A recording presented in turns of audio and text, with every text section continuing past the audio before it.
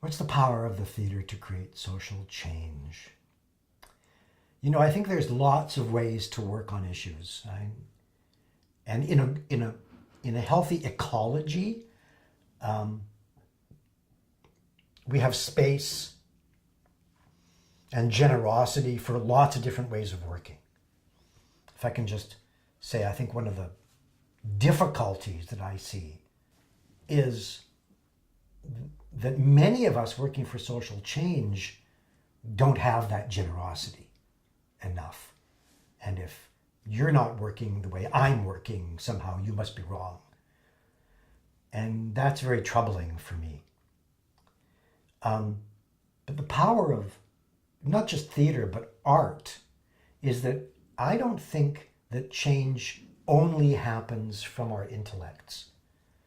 I think it happens from our hearts. There is legal work to do on changing laws, for instance. That's essential. But what supports that? What holds that up? Well, human beings, we don't think in words, we think in metaphor. We think in images. And it's the reason art, which is a language of image, whatever that art is, theater, dance, carving, whatever it is, it's a language of image. And it's the reason art reaches deep inside us.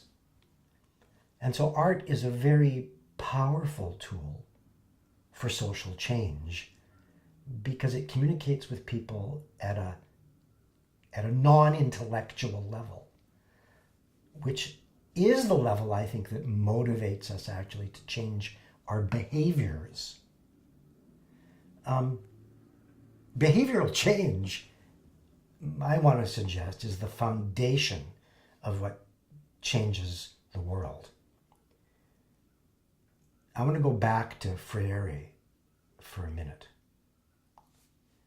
In The Pedagogy of the Oppressed, Paulo Freire writes really eloquently about how oppressed communities rise up, fight revolutions, and sometimes they win, only to become the very oppressors they were fighting against. Why? We see it happen throughout history. Why does that happen? Well, I think one of the reasons it happens, biology teaches us this, is that we have this idea that we're prisoners, victims of the structures that oppress us. But those structures didn't come from outer space to make our lives miserable. We grew those structures.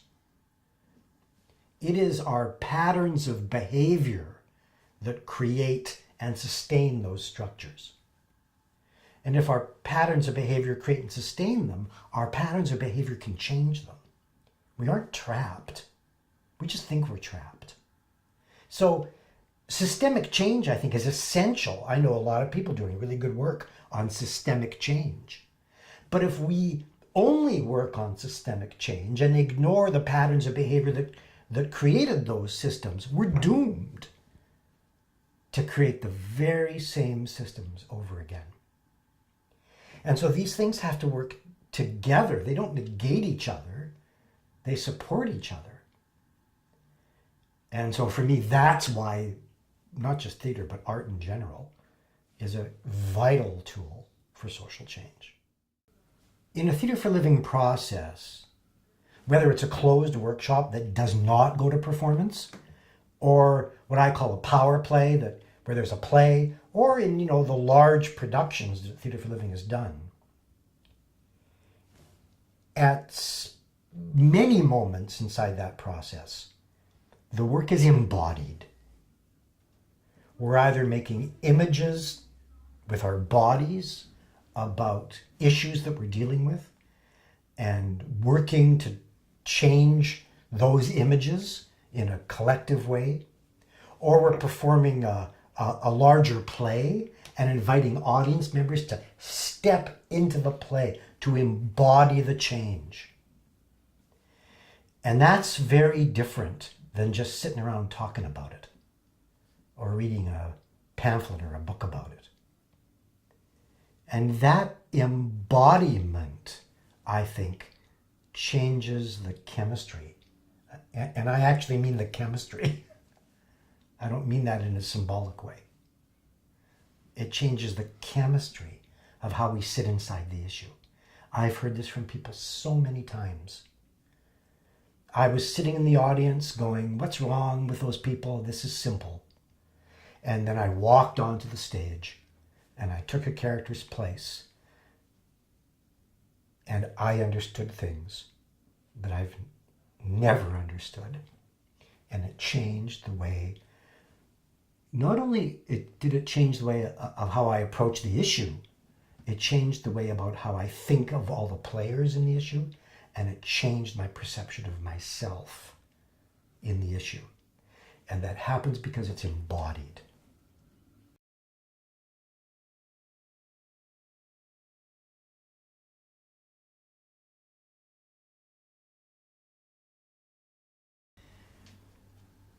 I have the privilege of being the visiting theatre director in the Faculty of Medicine and Dentistry at the University of Alberta.